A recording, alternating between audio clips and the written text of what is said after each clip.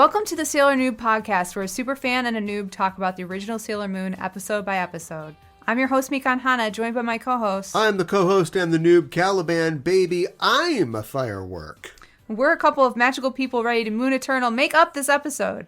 Today we are talking about episode number 185. Taiki Zasho, Shinjiru Kokoro o Uta ni Komete in Japanese, and the English translation, Taiki's song filled with passion and faith, and the German title, Amies klein Freuden, Amy's little friend. It's not Amies like friends in French.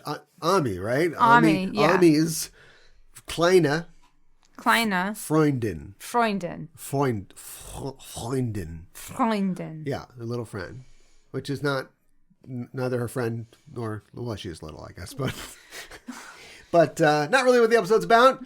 Swing and a miss, Germany. Swing and a miss. That's a baseball term, Germany. I suppose. Yeah, that's what it is. All right.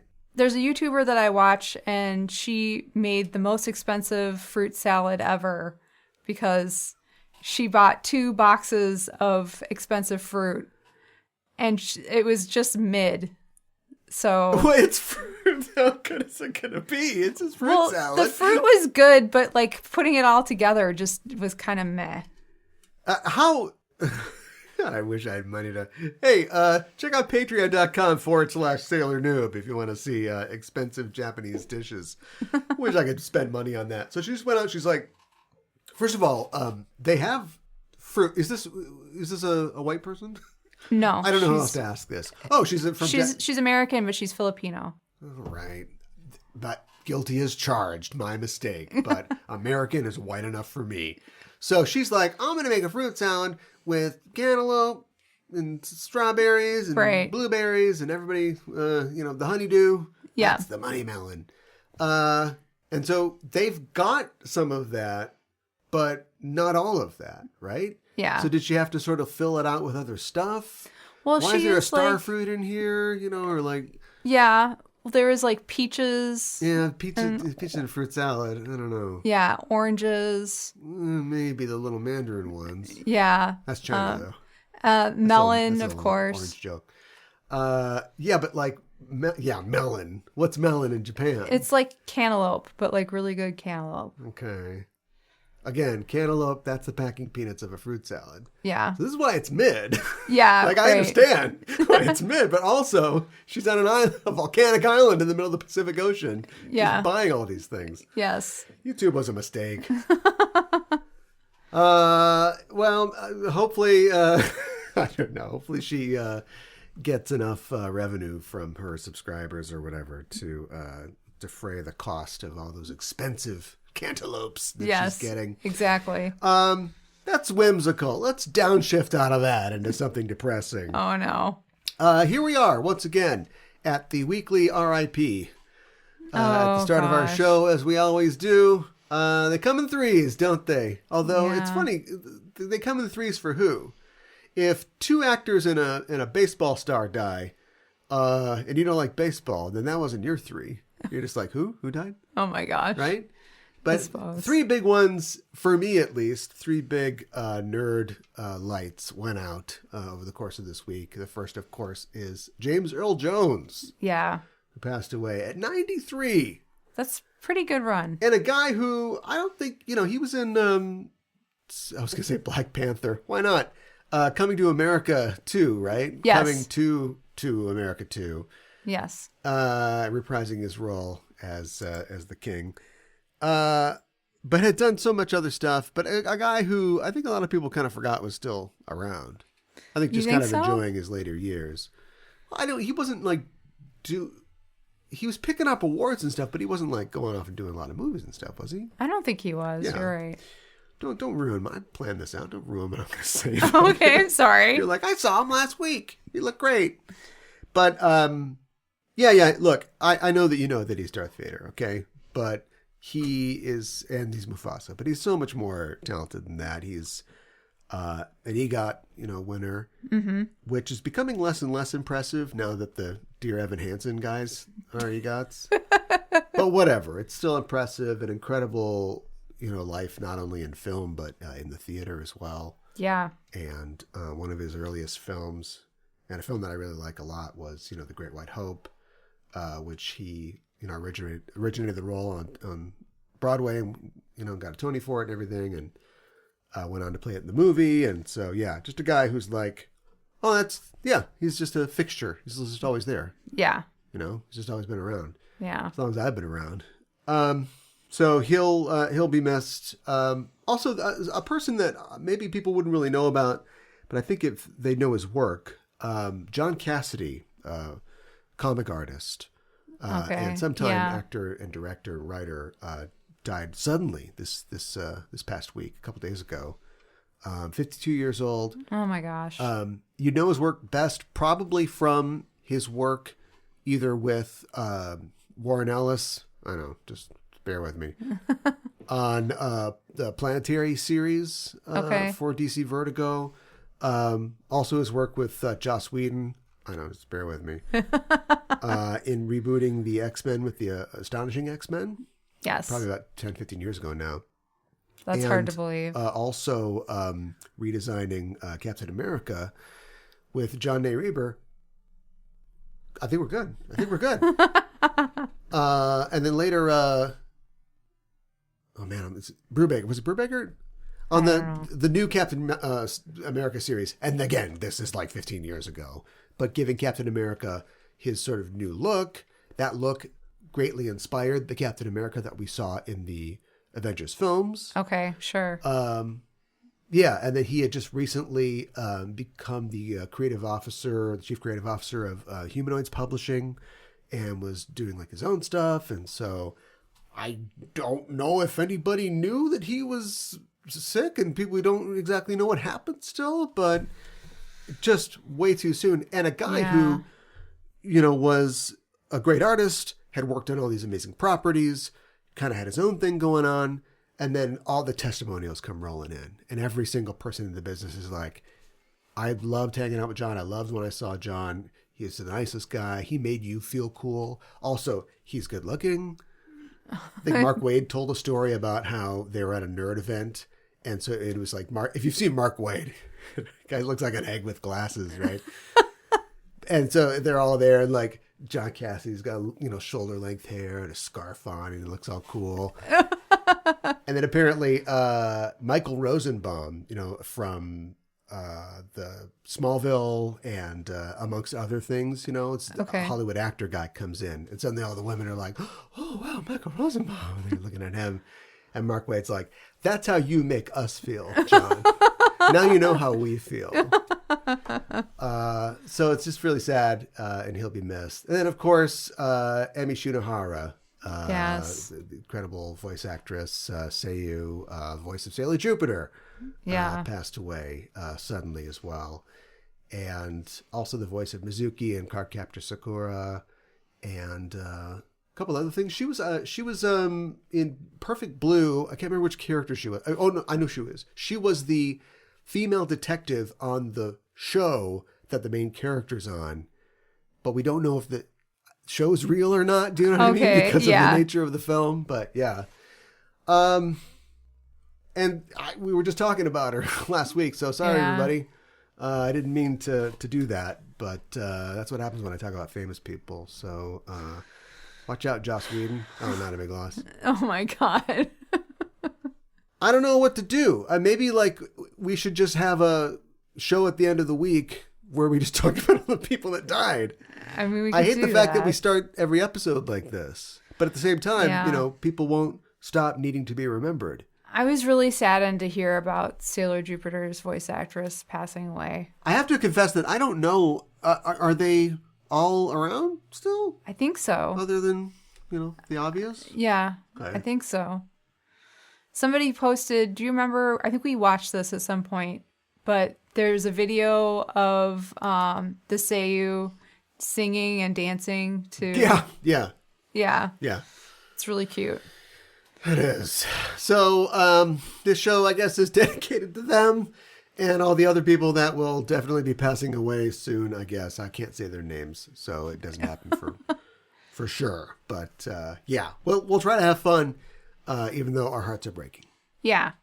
Let's talk about Spotify and our Spotify comments and business. She is a boomin' on Spotify. No surprise that people enjoyed us talking about an enjoyable episode 184, A Night Alone Together, Usagi in Danger. Sexy Danger. Oh my God. She's in Sex Danger. That's the name of my band. Listener Cincy Raz said, glad you enjoyed this episode. It's one of my favorites. Can't believe it took 184 episodes to joke about her knocking things over while doing her hand gestures. Perhaps Ami was just worried about losing Chibiusa to a Back to the Future situation. Yes. I could see that. Mm-hmm. Here's the movie. Robert Zemeckis presents, whatever it is. And then Ami's the Marty McFly, right? Okay. And so she's got to get Lorraine Usagi with George Mamoru. At the Enchantment Under the Sea dance. Okay. And she's got Mercury Aqua powers to pull that off. I like this. The Under the Sea part. And I also want to see her just shredding on the guitar. She's like, looks like you guys aren't ready for that. But your kids are going to love it. That's from Back to the Future. Thanks for your comment, Cincy. Listener Cosmic Rain says, the hour before this oh, wait a minute. Hold on. The hour before this episode dropped, I was in a head-on collision. I'm fine.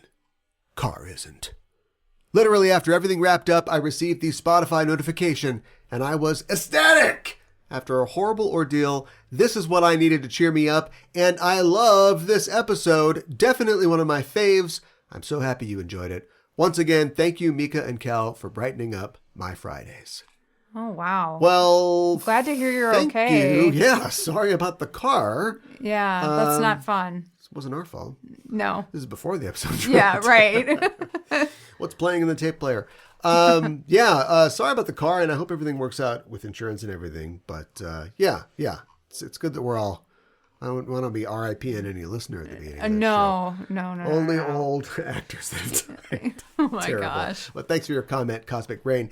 And Anna says, my first watch of this episode, the translation was very different. Carrot peeling Ami called Usagi a SLUT instead of impure. Wow. Usagi was really going through it, and Ami wasn't about to make it easier. I think Viz may have redone the sub since 2017. Interesting. Huh. Okay, person who has definitely watched this. No, you didn't, because it's... Well, you've seen it since before now, right? Yes. So sometime between the year 2000 and now. Yes. What's your recollection of this scene? I don't remember. Oh, great. Well, I set you up for this stuff. I'm sorry. Okay, that's an escalation. Yeah, it is. Or this is a de-escalation from that escalation. Correct. Interesting. So what Viz is saying, like... Because here's the thing. And I say this all the time.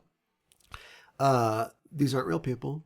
Right. No harm has been done to anybody. Right. There are certain things that maybe we don't want to immerse ourselves in. That's why I've never watched Oz. I just feel like it would be too much. HBO show. But the character is still doing that. Whether or not she uses that word. You're right. She's still doing the same thing. Yeah. Yeah. So it's interesting that originally they're like, that's fine. Now they're redoing the sub for, let's face it, 35-year-old people who are watching it on YouTube. And they're like, their little ears, we must change that. Huh. Weird. That is weird. Good memory, though, Anna, for that. And thanks for your comment. Listeners, if you want to leave a comment about our episodes, tell us what you thought. Or tell us about any car accidents you've been in recently. You can do that by going to Spotify on your web app or on your phone app and telling us what you think about the episode. Cal, could you like to tell us what happens in this week's episode? We open to the screams of a fired up audience because we're at a Three Lights show. Seiya, Taiki, and Yaten are treating their fans to a rockin' rendition of their hit song, Search for Your Love. And as they sing, Taiki thinks, Princess, can you hear it? Have you felt it? Our message? Let's hope their princess is a boy band stan. Yeah, no kidding. We cut to the next day at Juban Secondary General Hospital. Secondary? Could you take me to the primary hospital, please? Is that like churches where like the Second Baptist Church in town is the Second Baptist Church? Maybe. That's how they just named churches back then. Or is it like secondary school? Ooh, pitch. Hospital High School. Oh my God. You like Doogie Howser? How about a whole school full of Doogie Howsers? Oh my God. Doogie's Howser. Brock, you got a third period appendectomy, but you were out partying the night before. Oh my God. Psst, what'd you get for question 78 on the MCAT? Oh man, I got detention in the morgue. Oh my God. Hospital High School. In a hospital room, we see a young girl in bed with her mother at her bedside as a Somy TV. I don't know why they can't. Right? It's not real. They didn't, in the 90s, they didn't care about the whole brand promotion or whatever. Or I guess if somebody gets killed with the TV, then it's like, oh, Sony's killed somebody, you know. But anyway, it's a Somy TV. The TV is playing the Three Lights concert from the night before. And before you say anything, the is correct in this case. It's the concert that Three Lights was performing at. Okay. The concert of Three Lights. We see the little girl determinedly drawing a sketch of a princess-like figure on what looks like another planet, I guess. Yeah. Space princess. Yeah, I There's guess so. stars and craters, and so there you go. Maybe a little alien in the corner.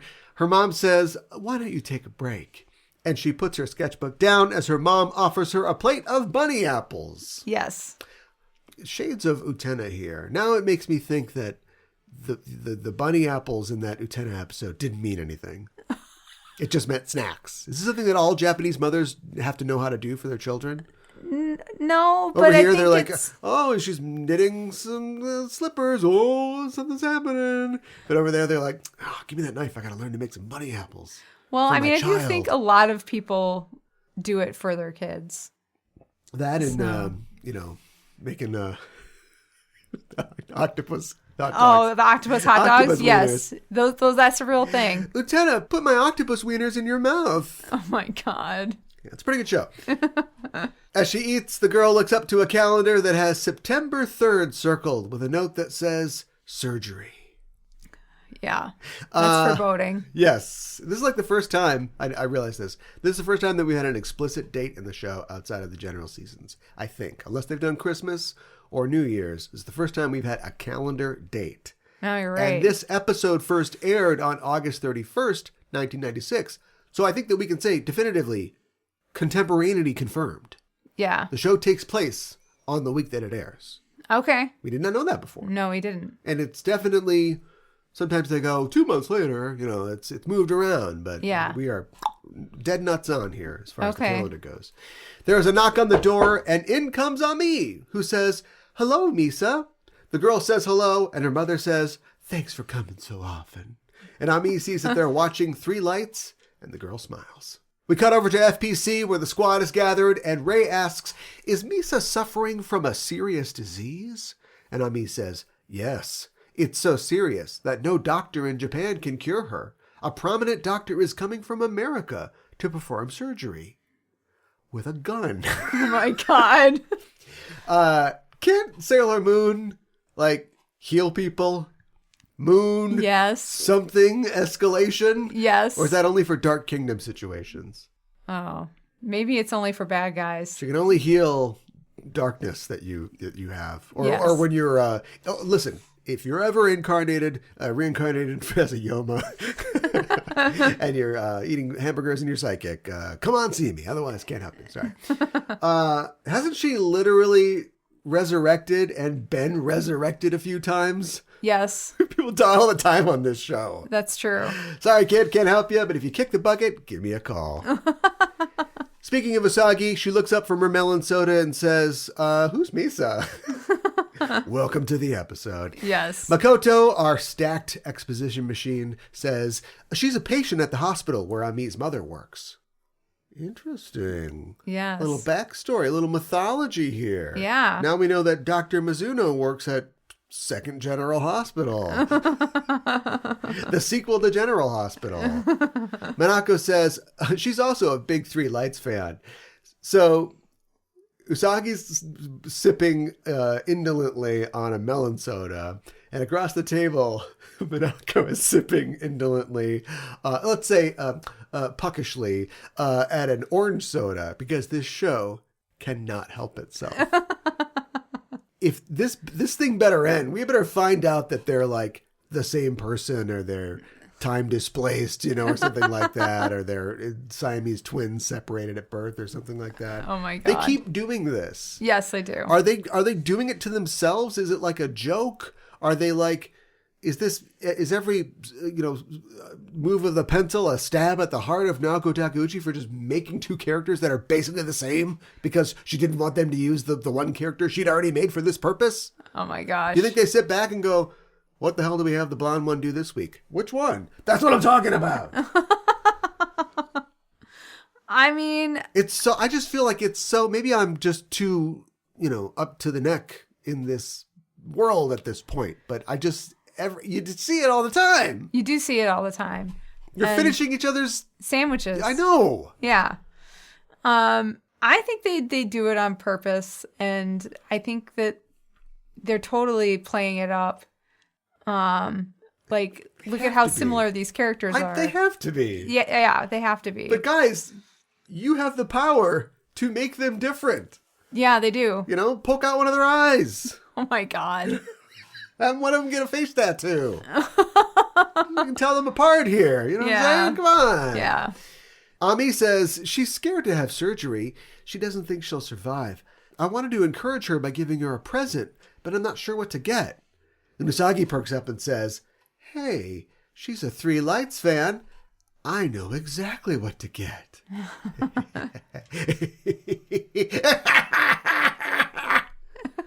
She does kind of have an evil laugh there. One of their ears or something? What is she going to do? Mina's like, a bath with Yaten? Oh my God. Stop that! That's how we tell them apart. One of them's drooling over a bath all the time. At Jaban Senior, school's getting out and the members of Three Lights are being hounded by their fans. A girl asks Taiki for his autograph, but he says, I'm sorry, this is my private time. Could you please be more considerate? So he's going to go with the Chapel Roan attitude. Oh, is she like that too? So, interestingly enough, and I don't believe in anything, this is a show about celebrities, and celebrities are always famous in our world. So these were always going to line up. But the VMAs were like last night, right? Or I don't know. Okay. Recently. And, Chapel Roan was there. She did like a really awesome, I don't know if it was supposed to be Elden Ring or something, but she sang her song and she was in like armor and stuff like that. Oh, wow. There's all these like, guys around her. But she's talked before about feeling, she's basically said to her fans, okay, thank you. You know what I mean? I like you, but don't be weird. Okay, Go on sure. to me, it's fine, but I've had weird things happen to me. And I'm sure that's true of a lot of, celebrities and singers and things like that. Yeah. But she's like, in her early mid-20s or something like that. I don't know what she is. And she's just saying like, you know what? I'm going to be proactive here and I'm just going to say, hey, don't do that, okay? Yeah. And then when she was on the red carpet for the show, she had like this different cool outfit on. But somehow she got into like a shouting match with a photographer. And I think it only became clear later that like he was being like a jerk to her. And she was like, F me? No, F you. And just going back into him. And of course, since she's the one on the stage, she's the only one that we see, right? Yeah, right. So, yeah, I just like, it's tough to be a famous person and you don't really think about it. And didn't Adele do this as well? Because Adele's kind of been in a big spotlight for the last however many years. Yeah. And she's just kind of been honest about how, like, it's not easy to just be... Margot Robbie's Margot Robbie. She's like a wind-up Barbie doll that just goes out there and just does it. And I'm not saying she's not a human being, but she just knows how to do this thing. And not everybody does. Yeah, that's true. Well, Taiki's the same way. Yes. Taiki does not know how to handle this. He's not liking it right now. No. Taiki just walks off and Seiya and Yaten are like, well, that's it, everybody. Later. And they run after him. We see Three Lights at their footlockers later, and Seiya says, wow, the fans are really terrible. Think he believes that? Or is he just trying to be like, I get it. I get it. He eats it up. I think he eats it up. Kidding me? Yeah. Taiki says, they're just interested in our looks. Well, yeah, you're not podcasters, dude. He says, they're the kind of people who keep shouting at our concerts. They're only half listening to our songs. There's barely anybody hiding in my garbage cans when I get home these days. Fake fans. Oh my God. Yaten says, you okay, bro? You in a bad mood or something? And Taiki says, no, and walks away. But as we follow him down the hall, he thinks, does anybody really feel and understand our message? Can they feel the love tonight? Too soon? And so, we are all connected in the great circle of life. Seiya and Yaten catch up to him, and as they go up the stairs, Usagi jumps out and says, here I am! Oh, you're all here. Would you like to help me after school? Please? We smash to Second General to see Ami and Usagi entering the hospital with Taiki in tow, or should I say, in bow, because he's got a pink bow wrapped around his head. The nurses titter as they pass the front desk, and Taiki says, do we want to second think the bow? Yeah. Because he's a present. He's all wrapped up. Yes. They enter Misa's room, and Usagi introduces herself as Ami says, we've brought someone very special to meet you today. And Usagi says, close your eyes 1 second. And Taiki comes in and she says, okay, open them. When someone is behind a wall, it's like your eyes are closed to them. Yeah, I know. You could have just came in. Close them. Open them. Now close them. Red light, green light. Misa looks up. He's very tall. He is very tall. To see Taiki towering down, smiling at her as much as he can smile. And he says, good afternoon. Thanks for always watching us. See, maybe he's not cut out for this. Yeah. He extends his hand to her. I have your information. She takes it and says, thank you for coming to see me. I'm shaking hands with Mr. Taiki. Can I have your autograph? Okay, that's it. This is my me time here in your deathbed hospital room. Oh my God. Ami says, it was Usagi who invited him, Misa. And Usagi says, well, I was trying to get all three, but the others got away. Say, Taiki, why don't you give Misa your autograph? Taiki's like, steam starts coming out of his ears. Taiki gets a dark look on his face and he says, yeah, I don't feel comfortable with that. And Usagi's like, well, what about a picture with the two of you? Why don't you guys go to Vegas and get married? Oh my God. Why don't you move in with them? Oh my God. Taiki's like, Usagi, stop that. And he gets Arthur Fist. This is how you know a cartoon character is being pushed to the brink. Look out, Usagi. Usagi says, let's see. I know. Why don't you sing a song for her, Taiki? She throws her out the window. Yeah, right. Taiki says, I'm sorry. I came here as Taiki-ku, an individual. When I came to this hospital as a celebrity, I did not expect I would be asked to acknowledge my fame. He says, I'd like to excuse myself. Misa, the dying girl in her hospital bed, says, I'm already happy just to see Mr. Taiki. Oh my God. Ami says, oh, I know. You should show your drawing to Taiki.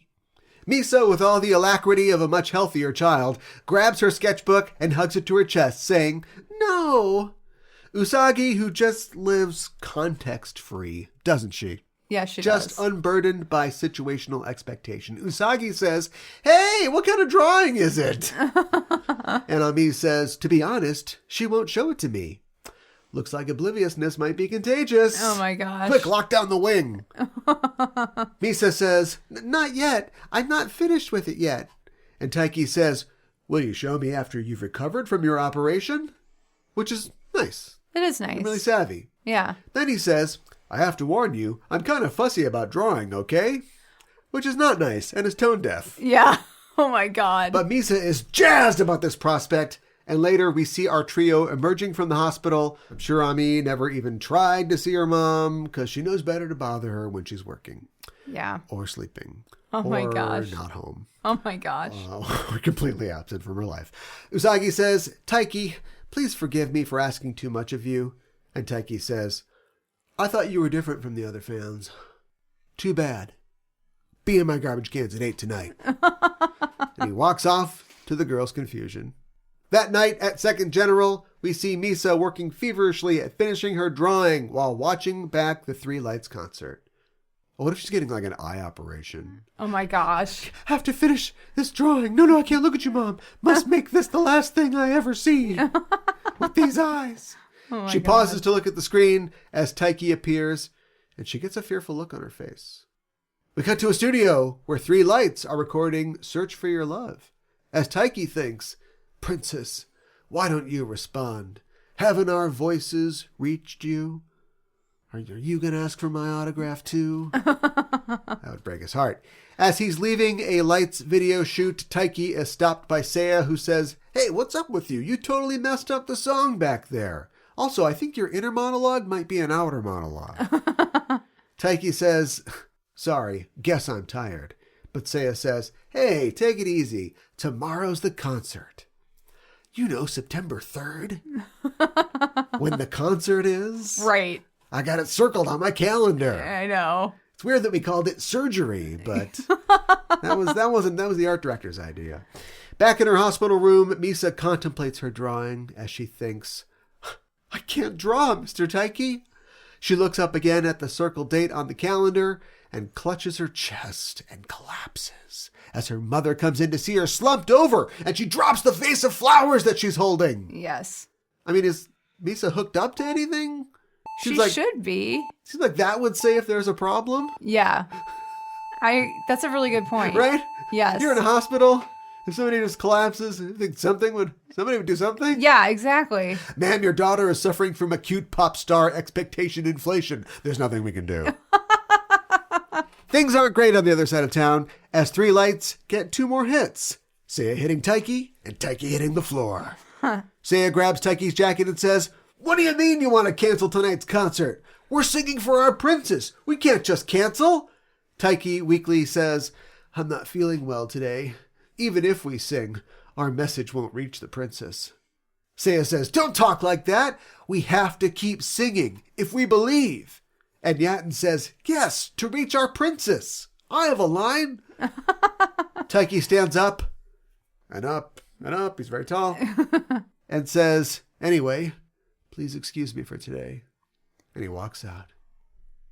You can speak to me through my lawyer. Oh my Sailor gosh. Lawyer.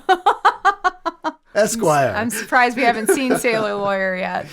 We see Taiki leaning on a railing in the rainy night, looking not at the city, but at his future.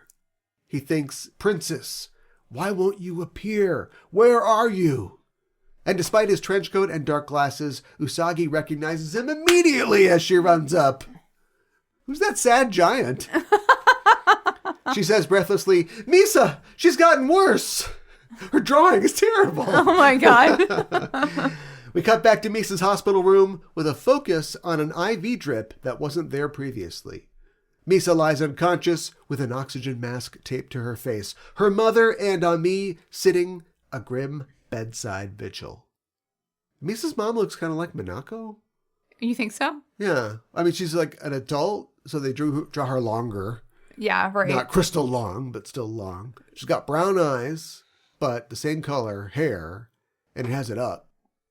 Okay, You know? sure. Yeah. It's weird. It is a little weird. Get a DNA test while you're there. Oh my God. 23 and me and you. Taiki comes busting into the room, and I have to point out really quick. I say busting in. He does, but he and every person who has come in have all been preceded by a knock sound effect. Every time it's, hi! Yeah, Even when we're in crisis. I just thought that was funny. that is funny. Is this like Japanese politeness or something? Maybe. Like, knock, knock. We're the police. We're going to arrest you. Hi, we're here. You know, like I don't. Every single time somebody's just going, hey, how's it going, Misa? But it's like, knock, knock. Hey! I'm about to enter and interrupt you. Hey! Yeah, it'd be like, it's like they just animated it and like recorded the lines and did everything like, obviously this is what's happening here. This is a Hopin' hotel room. Yeah, right. But then at some point, maybe the person who did the sound effects, the Foley guy, was like really reserved or something. He's like, well, obviously they're going to knock every time that they come in. I don't care if they're busting in because she's having a heart attack or something like that. Yeah, right. Is this a heart thing? I don't know. It's so hard for me to pinpoint Sailor exactly. Wiki said heart transplant. Oh, okay. And I don't think that we ever got like a shot of a chart or anything like that where you can zoom in and see that it said, heart ... So, but anyway, she clutches her chest. So there you go. Yeah. Taiki stands over Misa's bed as her eyes open and she removes her mask to say something, but her voice is only a whisper. Taiki leans in and she repeats, I can't finish the drawing anymore. Ami brings her sketchbook over and Taiki opens it to see her drawing. And he is floored as he says, This is our princess. Misa says weakly, whenever I hear a 3 Light song, I see this woman in my head. My heart is full of warmth and cancer. Oh my God. Taiki says, by listening to our songs, you see this lady? Is that right? Geez, Taiki, this might be the kid's last words. I know. Listen, you little punk, answer me. Tell me about your drawing. Misa says, not lately. I don't see her, so I can't draw her anymore. Taiki takes this in, and he remembers being admonished by Seiya and Yaten that they must continue to believe and continue to sing. He thinks, they were right. At least our song reached this girl. I shouldn't have doubted. As he closes her sketchbook, a single tear falls on his hand. Misa says, I'm scared I'll die. When Taiki says, listen, to believe the surgery will be successful and that you'll get better is the most important thing for you. Believing and wishing and making every effort, that's what you can do. Misa smiles and Taiki smiles back, and it's a nice moment. It is. That's ruined by... Excuse us, we're going to perform an emergency operation, says a pair of nurses who have brought a gurney, and we can see them wheeling Misa out to the OR. Don't worry, we've got our best senior doctor on the case. Rusty quarterback, captain of the football team, Hospital High School. Oh my God. As she goes, Taiki thinks, get better, Misa. From now on, when you hear our songs, you'll see her. And he turns to run out. Usagi says, Taiki, where are you going? Isn't this my show? Is there going to be a bad guy this week? Taiki says, I have my own mission. And we blast to the stage. 2 lights are ready to wow their adoring crowd and make a big announcement, I guess. Yes. As best they can, with one mic sitting empty under the spotlight. Seiya grabs his mic and says, listen, everyone, the truth is, Taiki, from back of the hall, the double doors bust open, and framed in light is Taiki-ku, upstager. The crowd loses their collective shit. As Seiya says, Taiki takes too long to use the bathroom. Pass it on. Taiki runs to the stage, and Seiya pulls him up, and there's a look, an exchange between them. Yes. Before Taiki says, couldn't you have said something more witty than that? You're hurting my image. You don't think I'd take a piss for a long time. Those ain't piss dots. That's got nothing to do with piss. Excuse me? Those pants come like that with those 2 little dots. Seiya's like, okay, sing boy, it's time to sing. 2, 3, 4. And as the playback for Search for Your Love kicks in, Taiki thinks, Misa, tonight I sing for you. Yeah. You think Megan Thee Stallion ever dedicates her songs to sick fans? I don't know. It's a good I want question. to send this out to a very special 8-year-old. Just want you to know that I'm thinking about you. 2, 3, 4. Hey, big gold freak, big booty, big gold treat. Oh my God. Mommy, what's skeet? Oh my gosh. In the OR, we see Misa being prepped for surgery as Usagi, Ami, and Ms. Misa wait outside. They didn't give her a name. No, they didn't. I don't even know what Misa's last name is. No. Sick kid mom lady. A nurse comes out of the theater and Ami says, what's happening? And the nurse says, well, the doctor hasn't arrived yet. Outside the hospital, we see a town car pull up and a white guy get out. And it's funny. We talk about how, everybody's got pink hair or whatever, but they're supposed to be Japanese. Yes. But you can definitely tell this guy is supposed to be a foreigner. Yeah. It's like they draw Japanese characters in the anime style. Big eyes and everything, right? Yes. But then they always try to draw white people kind of regular. Yeah, they do. Like they're from a different universe or something Yes. like that. Like more realistic, like they're coming in from another show. Yeah. This guy, deep cut, but he kind of looks like the guy from the Ghost in the Shell movie that examines the puppet master when he's in the android body. Oh my God. There's the guy with the glasses or the implants with the scar, you know, he's like, oh, Aramaki, you're going to be in trouble. And there's the guy that he brings with him, the kind of like dumpy, older, tall looking guy. Yeah. And he's got the hands that go, and his hands turn into like 20 fingers that go.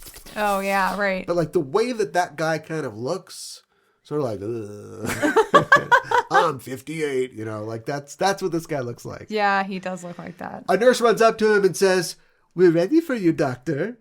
And we see that the nurse has calf-length light blue hair. Uh-huh. Wow, unprofessional. She should have that up. The doctor says, in Japanese, no less, sorry, traffic was really bad. And the nurse says, I'll take you on a shortcut to the operating room. And they walk around the corner of the building, and we see a flash of light, and we hear a man scream. He saw his bill. Oh my God. Usagi and Ami run out of the hospital. They hear this, and they say, let's transform. We see the doctor's starseed almost immediately turn black. You want this guy cutting on you, Misa? I think it would glow a little longer than that. Yeah, really. It was a really easy operation, maybe. It's a small heart to transplant. Oh my It's God. a little one. You can put in one hand. And Sailor Aluminum Siren says, oh, it's a blank again. Quelle surprise. But we hear, hold it right there. I can't forgive someone who attacks a doctor at a holy hospital. Agent of love and intelligence, pretty sailor soldier, Sailor Mercury. And Sailor Moon. In the name of the moon, we'll punish you.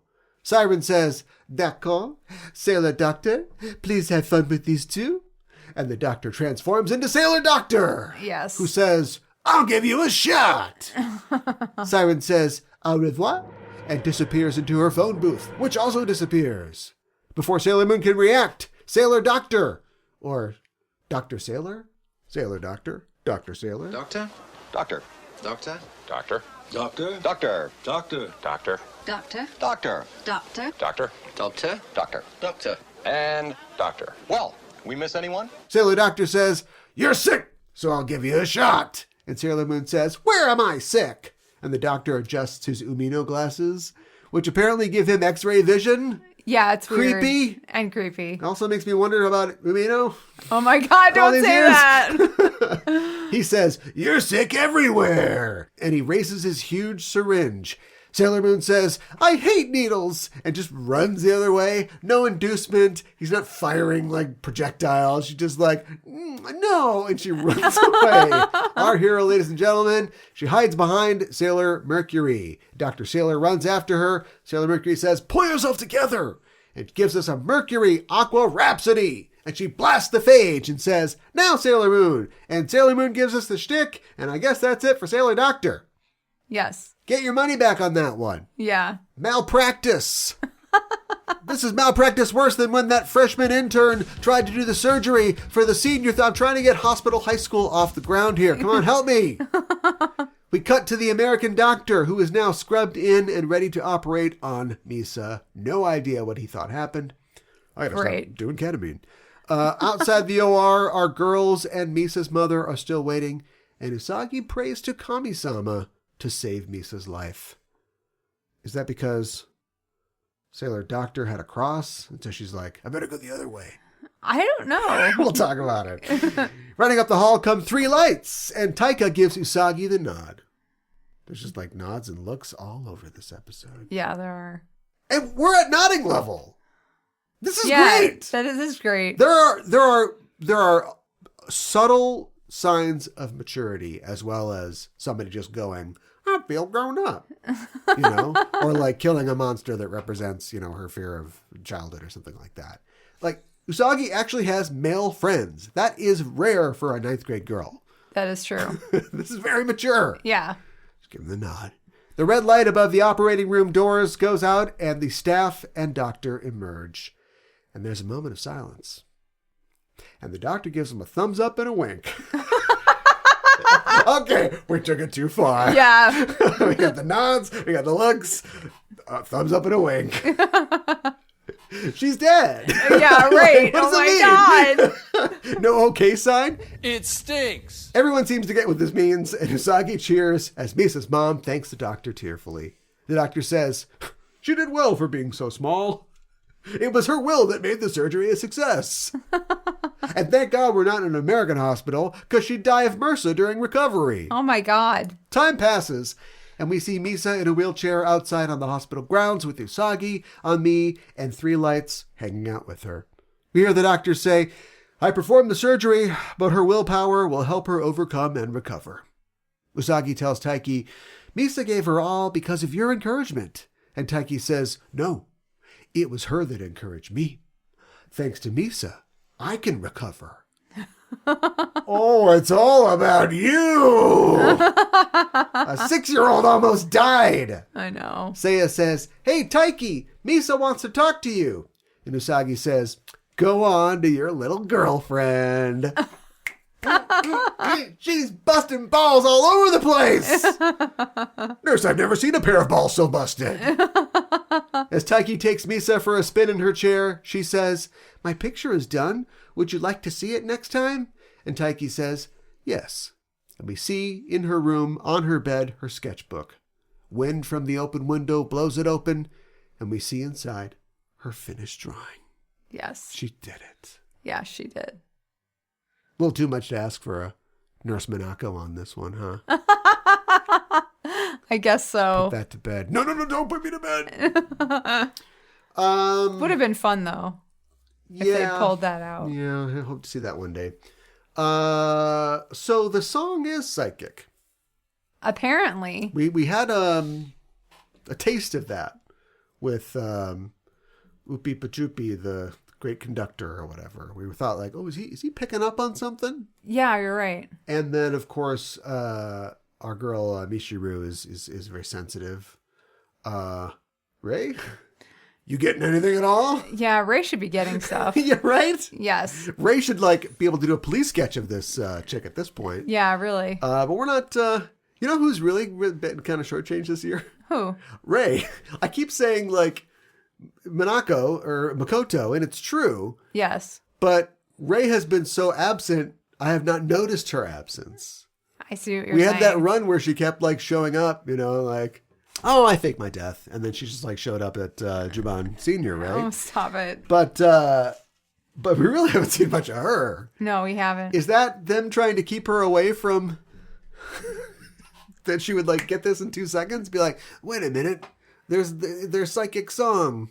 I know what's happening here. I don't know.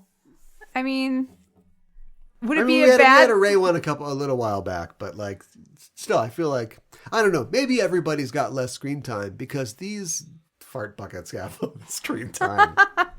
No, she helped me. We didn't have Misa at all.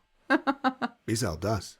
Oh my God. God. I don't think it would be a bad thing if Ray sensed, their princess. Well, then it would kill the show, though, because we have to stretch it out for 30 episodes. And Yeah, we don't you're know right. that we're all superheroes. What if they all knew they were superheroes and then they were like superheroing together? Yeah. And then that caused friction there, you know? Yeah. Did anybody ever ask for your autograph? I don't think anybody has ever asked for my autograph. No. Has anybody ever asked for your autograph? I wasn't begging the question. I know.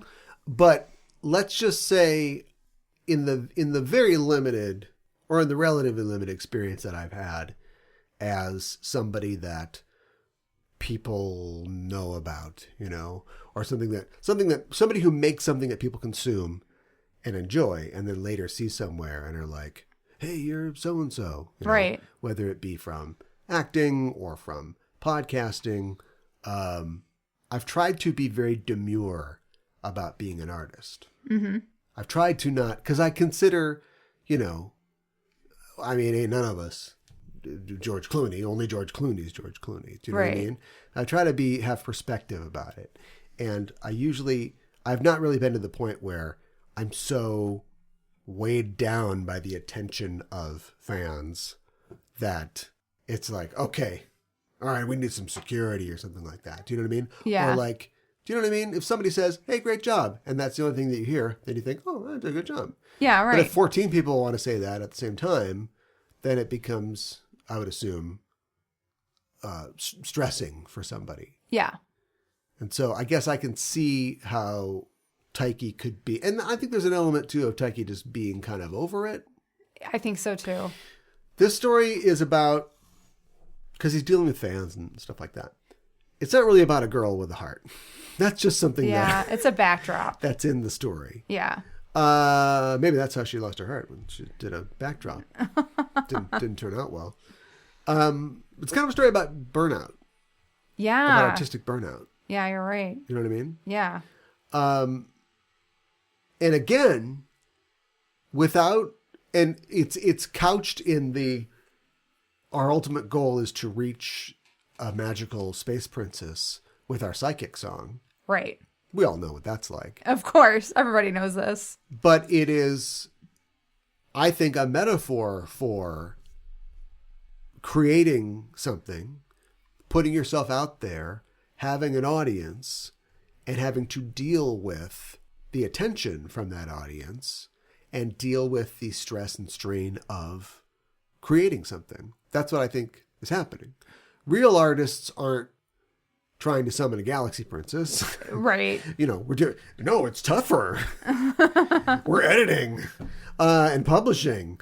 And like the other instances of the show trying to make statements, whether they know it or not, about making art, they get this one a little wrong. You think so? I do. Because, again, there's no magic and no psychic songs or whatever, unless you're Adele. People love that. Because they're trying to kind of say, hey, you get burned out, you just got to double down. Because somewhere there's a little girl who's about to die. And if you don't tell her that you believe in her, she will die. Oh my God. And won't you feel bad then? And that drawing won't get finished. And maybe you'll never find your princess. That's a bad... It's a lot of pressure. ...lesson for a creator. Yeah. Because the real lesson is you can and should take breaks. Yes. And if you feel burnout, then you do cancel the concert. Yeah, right. And you let your lawyer figure out, how everybody gets their money back or whatever. Yeah. And I think that people like Chappell Roan and people like Adele, like I mentioned before, have made that choice before. Maybe they feel like they're in a position where they can make that choice. And maybe some artists feel like they're in a position where they can't make that choice. And I understand That's true. that.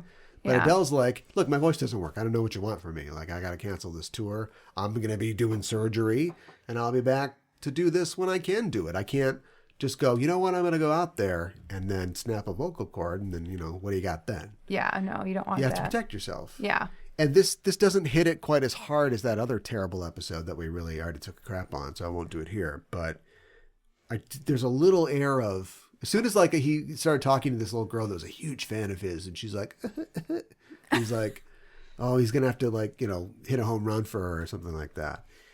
And I thought it's a metaphor for him being like, I don't want to do this anymore. I'm kind of burned out. But then he realizes, no, there's little girls out there with no hearts that need you to do it. And I got to tell you right now, artists, don't worry about let the girls die. It doesn't matter. Oh my gosh. Because all you've got is you.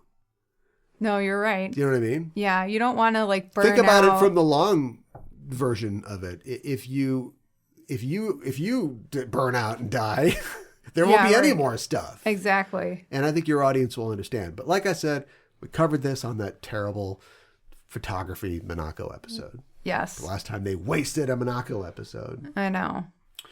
How dare they?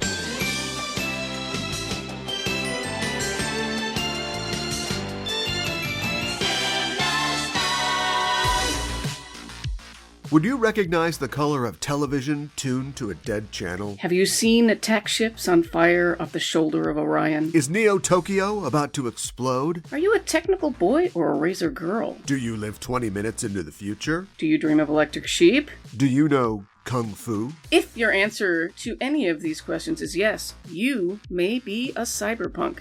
And your only hope is Mona Lisa Overpod. On each episode of Mona Lisa Overpod, we try to answer the question, what is cyberpunk? By diving into the movies, TV shows, and literature of the genre that takes a hard look at the future we're living in today. Mona Lisa Overpod is available wherever you get your podcasts. Jack in with us as we punch deck and snow crash our lawnmower. Man. Oh man, you had it right up until the end there. Hack the planet! right on.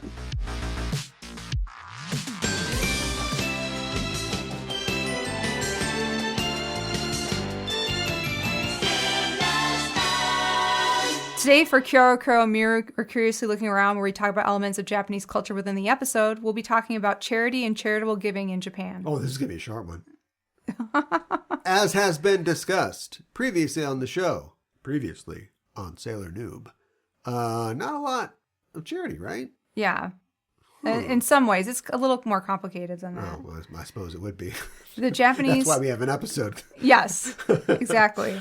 The Japanese have a complicated relationship with helping others, and Japan lacks a strong culture of charitable giving.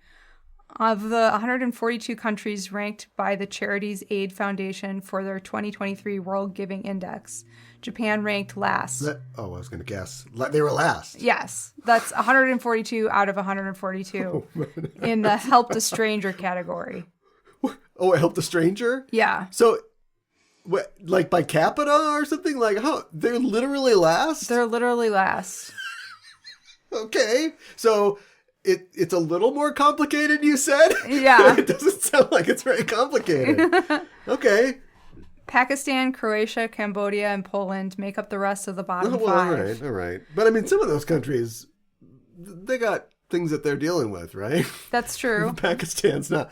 Yeah, we're not really in a position to give right now. It's like, oh, okay, yeah, well, you're Pakistan, I understand. Yeah, right. But Japan, okay, wow. Yeah. Oh my God. And Japan didn't fare much better in the two other categories, donating money and volunteered time, with 16% of the population having donated money and 17% having volunteered in the past month.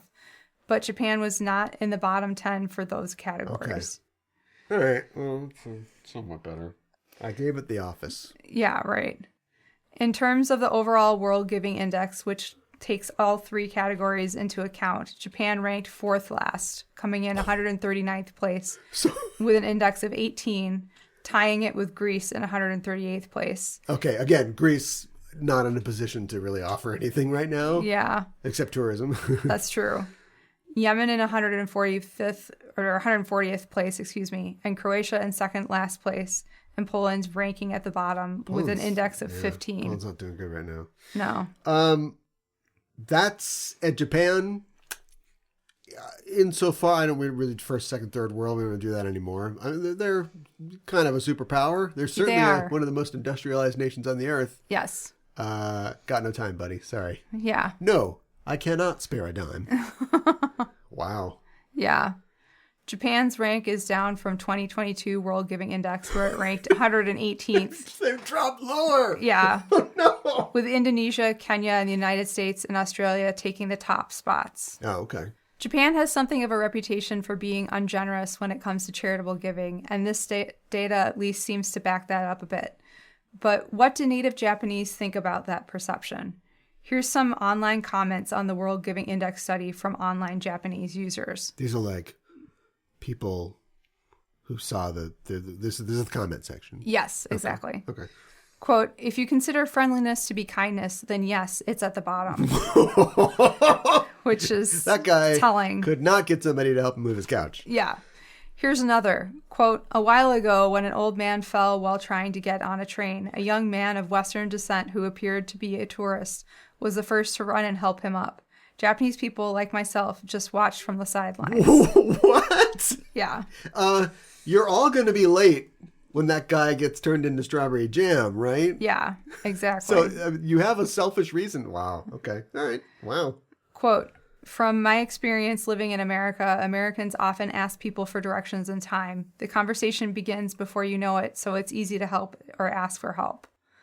Oh, that's an interesting comment because the person is kind of implying I would probably ignore your eye contact or your wave. Yeah, you're right. But if you were Japanese, but you're just going, hey, buddy, can you help me? And you're like, I'm stuck in this already. Okay. Yeah, right. Interesting. And one more. Most of us can't speak English, so when it comes to helping foreigners, we're introverted. Okay. All right. That makes sense. In 2016, charitable donations by individual Japanese amounted to 0.14% of GDP compared to 1.44% of GDP in the U.S. To put that into perspective, 1.44% of U.S. gross domestic product is 30 trillion yen, or $210 billion. To put that in perspective, 1.44% of U.S. gross domestic product is 30 trillion yen, or $210 billion. Whereas 0.14% of the Japanese GDP is 770 billion yen, or $5.5 billion. That is less. Yeah. Yeah. Okay. Yeah. And of course, more perspective on perspective, Japan's gross national product lower than the U.S. Yes. But not in the same sort of range. Probably like a quarter, probably, or a third of the U.S.'s. Yeah, probably. But still, those are the two different figures there. Wow. Yeah. It's not all bad news, and we'll talk at the end of the segment about some of the ways in which Japan is very charitable as a culture. But for now, let's talk about why charity and donations are less important to the Japanese. Okay. Charitable giving is often rooted in religious principles. Western nations, for obvious reasons, have a stronger tradition of religion and Christianity than Japan, and charity and faith-based aid are institutionally practiced through Christian organizations. I guess. Charity is an important tenet of Buddhism, Buddhism and Zen Buddhist practices, and there are Buddhist charities and humanitarian organizations. 46% of Japanese identify as Buddhist, but it doesn't seem to translate to charitable giving. There are donation boxes at temples and shrines in Japan called saisen bako, or saisen boxes. Saisen is money offered to the gods or bodhisattvas, but that money is used for the upkeep of the temple or shrine, not for community charity. That goes in Gramps' pocket. Yeah, exactly. Yeah, Buddha's like, make sure you get a lot of cash. And then he peeled out from under the tree in his Lamborghini. Oh my God. Yeah, what about like asceticism? What do you do with the money then? They've got, So wait a minute. Wait, is this something good about Christianity? Is the idea that like, all right, well, sometimes we actually do help the poor. I think it's something that is good about Christianity, but for like sure. Zen Buddhism is like, just keep meditating. Well, I don't know that I would say it like that. That you had built. Okay. I don't know that I would say that. Well, this hospital in this episode is apparently a religious hospital, which I guess we can talk about later. Yeah. Another reason charitable giving may not be as widespread in Japan is that there are less tax incentives compared to Western economies of similar size. With few exceptions, charitable donations by Japanese citizens and companies only qualify for tax write-offs if the organization receiving the donation is located within Japan. Oh. And the amount you can claim is significantly less. For example, in the U.S., you can, on average, deduct up to 50 to 60% of your adjusted gross income, whereas deductions have an upper limit of 40% in Japan, according to the 2011 tax reform plan. Shinzo. Yeah. I think I smell I smell liberal Democrats. Neither liberal nor democratic. Discuss. One more barrier to charitable giving in Japan is the cultural attitudes that many Japanese have. As we've talked on the show previously, Japanese culture has an emphasis on the community over the individual. You would think that that would mean that people would be more likely to contribute to poverty relief. Yeah. But it's possible that it actually has the opposite effect. Okay. Someone who is in need is likely unable to contribute to the public good in their crisis, and so a sort of social Darwinism may take effect. Oh my God. In essence, leaving those that can't contribute to their own devices. You're on your own. Yes. I'm not saying that people would think this consciously, although that's certainly an attitude that some people have, but it's something more ingrained in Japanese society historically. Huh. Disaster relief is an exception to this. Yeah, well, yeah. I mean, you can quantify that. You can think about that. Yeah. We all live on this volcanic island. I mean, that could happen to me. Yeah. But that's interesting that it's like, everybody's got to contribute. Oh, this guy can't contribute. Oh, you ever see that scene in Lawrence of Arabia? Yeah, right. Oh, boy. Okay. Yikes. Yeah. The Borg just I'm not calling Japanese people the Borg. Oh my God. And the Borg would just go, this part doesn't work anymore. Goodbye, part. Yeah, you're right. Yikes. Yeah. But there's good news, though. Yeah. Okay. There's also a common attitude in Japanese society that taking care of the poor and in need isn't the responsibility of the individual because there are government institutions that exist for that purpose. Oh. Income tax in Japan is progressive, but it is still generally higher for the middle class than in, say, the U.S. And those taxes go to government organizations that Japanese people would expect to provide support for those in need who need it. Yeah. Well, we've talked about some of those. Yeah. Ironically, people in the U.S. might be more likely to help a stranger, specifically because U.S. society is averse to state welfare, and a more individualist U.S. citizen may be thinking of how they personally are responsible to help. That is ironic. Yeah. But is it embarrassing to be on welfare or to get welfare in Japan? I would think it would be embarrassing. Yeah, but they're like, well, I don't have to give anything. Somebody's supposed to take care of that. We have something for that. Yeah. Whereas here, and I can't speak for everybody, but for here, it's like, oh, so-and-so is on welfare. I might have to, get out state support. And you're like, let's see if we can help them out. Like, we don't want to go there. Yeah, Let's try to keep them from having to go there. Yeah. That's so weird. It's very strange. It's weird to think that we're better at something than another country, which is not true of really anything. Well, Except making cheeseburgers. We are better at some things. Yeah, I guess. Yeah. And honestly, the Japanese attitude towards politeness and respect for privacy may be a factor in the dearth of charitable giving. Oh, God. Many Japanese would just consider someone else's problems just none of their business and would be concerned about making someone else feel embarrassed by asking if they need help. That I can understand. It wouldn't stop me, but I can, that secondhand shame thing, I can understand that. Yeah. There's a Japanese concept called omoyari, which is the sympathy and empathy for others that leads to thoughtful action. The key points are anticipating someone's needs and providing for them in advance. To practice omoyari, you have to think of being in someone else's shoes and giving them what they need without verbally expressing it to you. This concept is related to kukui wo yomu, or reading the room. If you can read the situation, you must understand what to do and what not to do to accommodate someone's needs. Of course, I love it. They have their own what was it called? Reading the room? Yeah. What was it again? It's called Kuki o Yomu. Hey, Kuki o Yomu. Okay. There's an article on Sora News 24 where a writer named Seiji talks about being approached by a foreigner tourist in Shibuya who asked if there was anywhere cheap to stay in town. And Seiji talks about the thoughts that were going through his head when he was reading the room, thinking that first it was going to be expensive, period, to find a place to stay in busy Shibuya. Yeah, this guy's like you going up to somebody in Manhattan, outside of the M&M store. Any place to stay around here? Yeah, right. Well, that's basically the equivalent. It's the Four Seasons. Yeah. It's in Midtown. And second, would the guy want a karaoke bar or a manga cafe? What was he looking for specifically? And the guy ended up just thrusting out a hand with all of his money, and he had about 660 yen, or about $4.25.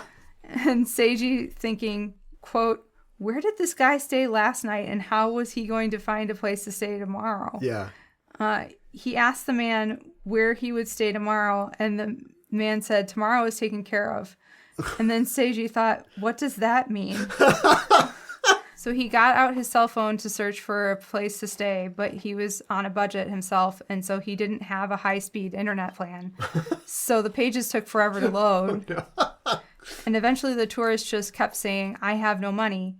But he didn't specifically ask if he could stay the night with Seiji, though Seiji reflected that if he was in America and approached someone in a similar way, he could probably expect to receive money and possibly a place to stay for the night. Yeah, well... Yeah, well, where we're from. Yeah, right. Downtown New York, I don't know, but yeah. I could see somebody doing that, yeah. Yeah. So he eventually just wished the guy good luck and walked away, hoping the man would be okay. There's the European Vacation, right? Yes. They get to England. He's on the wrong side of the road because obviously he is. He runs over Eric Idle, and as Eric Idle's bleeding to death, with his bicycle. They're like, "Oh yes, actually, I think you go over there, and then that's where you'll find the Houses of Parliament or whatever." It's blood squirting out of his thing. You think like, what a joke, right? Yeah.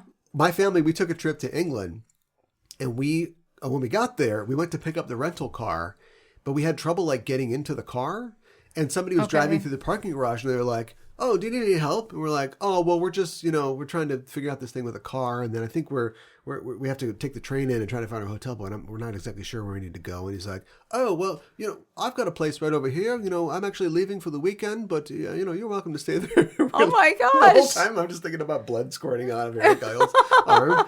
It's like it was exactly the way it was. Oh my gosh. We didn't take him up on it. We're like, no, we're okay. Thank you. That's very nice of him, though. Yeah. So these are obstacles that Japanese people face when it comes to charitable giving. Oh no, what happened to the guy? I don't know what happened to the guy. I have no money. I know. What happened to him? I don't know what happened to him. Hopefully he was okay. But there are examples of organizations that do charity and social work in Japan. Second Harvest Japan is a nonprofit established in 2002 that is dedicated to improving food security, reducing food waste, and helping those living below the poverty line with a core goal of creating a food safety net for all. It is estimated that 20 million people, or 1 in every 6, live in relative poverty in Japan. The most vulnerable sections of society are the hardest hit, with 3.5 million children, 50% of single-parent families, and a rapidly increasing percentage of the elderly living in relative poverty. 1 in 6. Wow. Yeah. Due to factors like overproduction, packaging damage, and expiration, 17.8 million tons of food are destroyed each year in Japan. All those individually wrapped M&Ms. And Yeah, right, exactly. Japanese always do. Oh my gosh, I know. No. It's so pretty, but it's so wasteful. Yeah. Oh, the wrapper on this circus peanut. Oh, it's a little tear. Throw it away. By collecting surplus food from producers, distributors, and individuals, Second Harvest attempts to redistribute the food to those who need it most. Second Harvest receives food donations from manufacturers, retailers, farmers, and private individuals, all of which is unexpired and completely safe to consume. The organization then distributes the food through a variety of channels, including directly to welfare agencies, orphanages, and homeless, Nice. in an attempt to reach as many people in need as possible. Every Saturday since 2003, Second Harvest has distributed hot food in Ueno Park. More recently, it has also begun to prepare and deliver bento boxes to after-school programs and single parents. Huh. Like a Meals on Wheels, and Yeah, they're doing like soup kits. They're doing everything. they are. I hope they're not the only. Is there a third harvest? There's a first harvest when we started, so we just called ourselves Second Harvest. Yeah, and, right. This is all done using Harvest Kitchen, a fully fitted kitchen where volunteers prepare the food before it is sent out. Grocery parcels are sent directly to recipients, as well as being available to pick up directly from warehouse on Thursdays and Saturdays. Harvest Pantry also stocks and organizes a mobile pantry able to reach more remote areas. Second Harvest continues to grow exponentially and has already delivered the equivalent of 5 million meals to people across Japan. Nice. By the time of 2020 Tokyo Olympics, Second Harvest is attempting to establish a food lifeline capable of serving 100,000 people nationwide. Huh. Yeah, man, I hope they're not the only. 500 million meals. That's a lot of meals. That's a lot of meals. Tokyo English Lifeline, or TEL, is a nonprofit organization that has been serving Japan's international community since 1973. TEL offers free, anonymous, and confidential lifeline support via phone and chat, professional face-to-face counseling, and extensive outreach program. Huh. The inspiration for TEL's founding came from Inochi no Denwa, the Japanese language suicide prevention helpline. Oh. The research into the need for similar English language service and the work to make a startup possible fell mostly to missionaries and members of the various English-speaking congregations in Tokyo. Huh. The first training of 50 volunteers took place in 1972, with TEL taking its first call on April 1st, 1973. In the first... April 1st. Okay. Yeah, you're right. They have April Fools in Japan? I don't know if they do. I bet they would love it. Would they? I think they would. They would either love it or hate it. It's so rude that you would try to fool me like this. But they love a good joke. Yeah, that's true. So I think they would like it. In the first 8 months of TEL's operations, they answered just over 1,000 calls. By 2013, that number has risen almost sevenfold. TEL volunteers help people deal with depression, anxiety, and a host of other issues. I asked for a guy for money on the street, and he just walked away. That's what they're helping him with. Because this is for English speakers, right? Yeah, it is. He pulled up his phone, and it was so slow, we couldn't find anything. I have no money. Oh my gosh. From the late 1990s, TEL began offering a number of services for children and adolescents, and in 2009, TEL opened a medical clinic, which offers a full menu of psychiatric and counseling support for the community. Huh. Peace Winds Japan is a non-governmental organization, or NGO, dedicated to the support of people in distress and threatened by conflict, poverty, and other turmoil. Peace wins? Yes, Okay. Peace Winds. Okay. PWJ was established in 1996 by Kensuke Onishi, and it is part of the Trans-Pacific Alliance with Peace Winds America and Peace Winds Korea, which work together to respond to humanitarian crises and disasters. Together, their powers combine. Exactly. First established in Japan, Peace Winds now operates programs in more than 30 countries. Huh.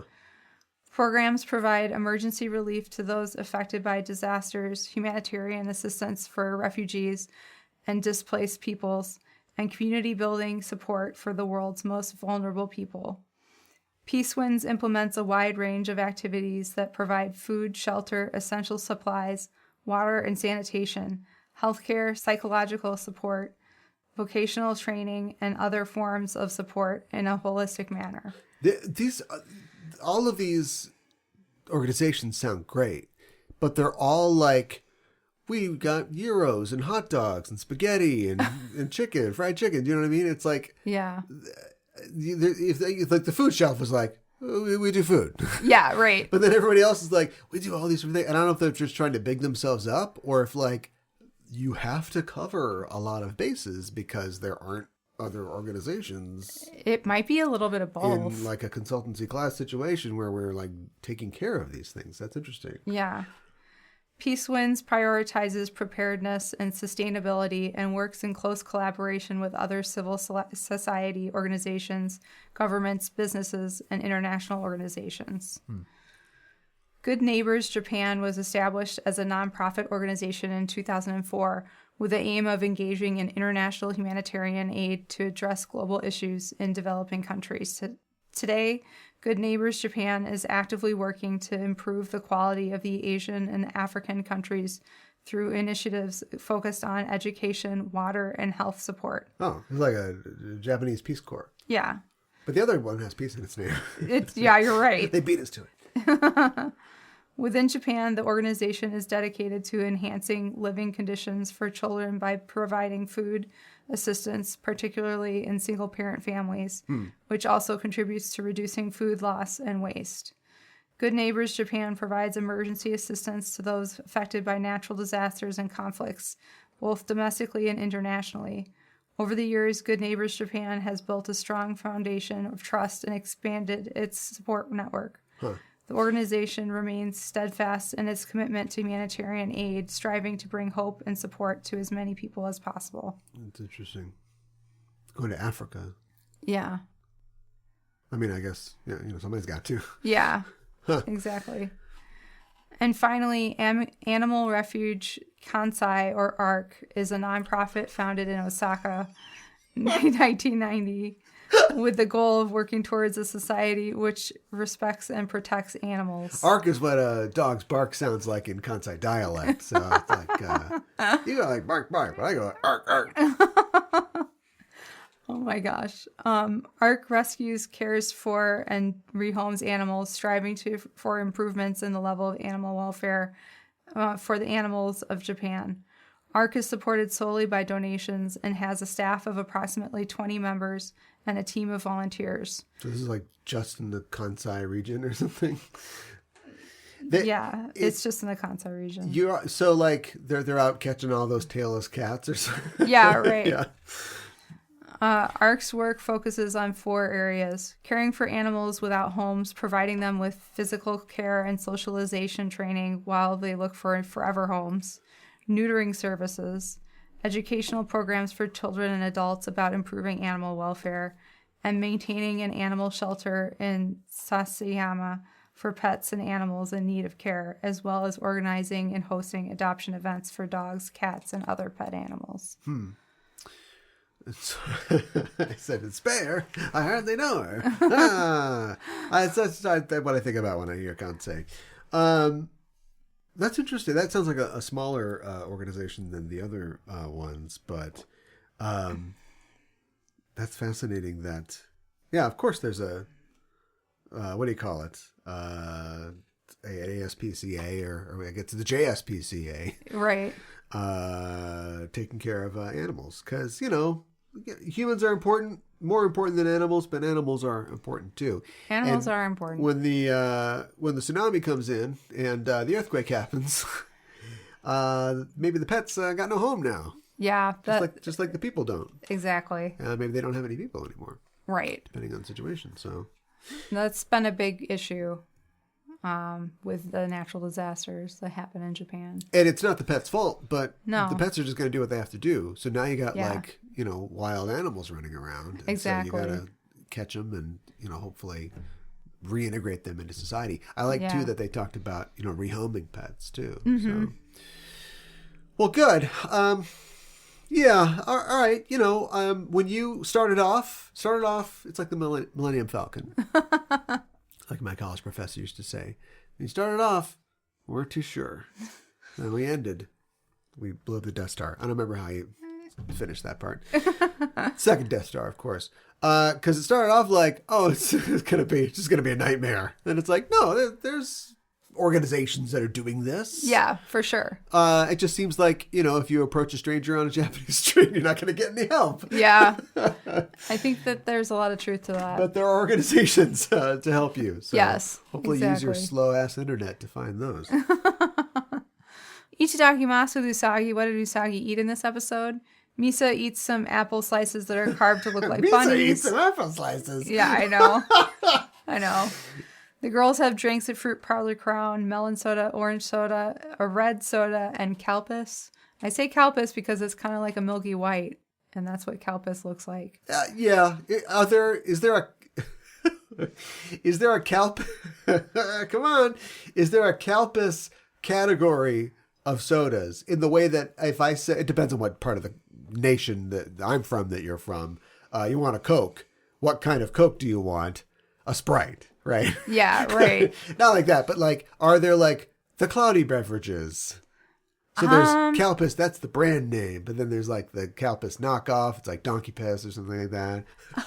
I wasn't just trying to set that joke up, but I really want to know the answer. I don't know. Or is Calpis just no substitute for Calpis? I don't know if there's any substitute for Calpis or not. There certainly isn't. It does sound like Calpis. Yeah. Yeah, for sure. Feel engaged where you rate a baddie 1 to 5 dark stars, 5 being the most wicked. The phage in this episode is Sailor Doctor. Sailor Doctor. Doctor. He has purple skin and pointy ears. He has glasses that have swirls on the lenses. He's got an oversized blue scrub shirt / dress on and a white and red Sailor Fuku collar. He has a matching blue hat and mask. He has pink elbow-length glove on one arm, and the other arm is a needle with a lime green injection. Yeah. He also is wearing navy blue knee-high boots and a large gold cross. Yeah. So, What's up with that? I don't know. Is he wearing a cross because he's at a religious hospital? So I don't think that the hospital is religious, but a lot of hospitals are started, but in like colleges. A lot of people don't realize that like 65% of American colleges, were religious schools or parochial schools or something like that. So have we talked about hospitals in Japan? I don't think we talked Maybe this about is the show where we should have talked about hospitals in Japan. No, we never will. But I would assume probably like a lot of their colleges, they were started as religious organizations, like with a connection to church or a parish or something like that. Yeah. And then today only retain, like Bethesda, only retain like the name of the General Association, but don't have any, they don't make it pray or whatever. Right. But I can't think of anything else. Is there anything visual? Did any of the guys on MASH, were any of them religious? Except for obviously, the chaplain. I don't remember if any of them were I feel like a guy in not. scrubs with like, A cross on? like a Trapper John's, a little bit of the chest hair coming out of the top and then a big cross. I don't know. I don't know But either. it's so prominent. It is. Obviously they went, he needs something, but give him a stethoscope or something. Why is he a big cross? Right. Good That was point. interesting. Yeah. So, anyways. All right. He's a holy man. He looks at Usagi and can take x-rays with his eyes or glasses and tells her that all of her is sick. He says, "Let me give you an injection," as he runs towards Sailor Moon with a needle. Yeah. I'm rating him. I forgot to say that. I feel like the design wasn't that creative, and we've seen a syringe arm before, and it was used more effectively before too, I feel like. So I'm going to give him 2 out of 5 dark stars. Well, I'm going to give him what you wanted to give him, but you're too nice, like a Japanese person. 1. Okay. By the criteria that at this point has been well set out throughout these segments and the shows that we've done. He's a 1. He's on screen for about 45 seconds. He does absolutely nothing. Ami takes him out. I'm not trying to be a jerk, but if Ami can take him out, I mean, we got a problem, right? Yeah, you're right. I mean, she did use the blast and not the bubble, but the cross and the switchblade, the blast and the bubble. But yeah, he does nothing. He literally says, "I'm gonna give you a shot," like 14 times. There's just nothing here. Yeah. I agree. wonder about the cross. I do think that there are potentialities of a medical themed Yoma, but this wasn't that episode. We didn't have time for them. And this is an example of, I think, where the formula is actually getting in the way of what they're trying to do. Oh, okay. Do you know what I mean? Yeah. This is a situation where we joke about, is there going to be a bad guy? But they had a kind of semi-engrossing little drama going that was giving us, giving details to a character who is kind of a side character. It's part of this other, not the main guy of this other team that has been brought on in the last year of this show. And we're actually squeezing a little juice out of this. Yes. But then we got to hold on. We got to go kill somebody. And we got to come right back. Yeah. And so for that, he is sacrificed, on that altar, to use a religious reference, I guess. But that doesn't mean that I'm going to give him a better grade. Yeah, right. It's a 1. Okay. I do have some trivia for this episode. This was the first episode in which the 3 Lights song Towards a Shooting Star shows up. It's called Towards the Shooting Star? That's what it is called in English. Search for my love. If you Google searching for my love or whatever, it'll come up under that too, but I'm sure you're right. The lyrics were written by Nako Takeuchi. Oh. So she's written a lot of the songs. Yeah. Lyrics. Some of the lyrics are, "As each day turns to night, I search for a shooting star. And when I catch the light, my heart knows what to do. And I make a wish to be with you. You're my eternal starlight. As each day passes by without you by my side, don't know if you realize, but we're always true. The piece that I've been missing is you. You'll always be my sweetheart." Nice. Yeah.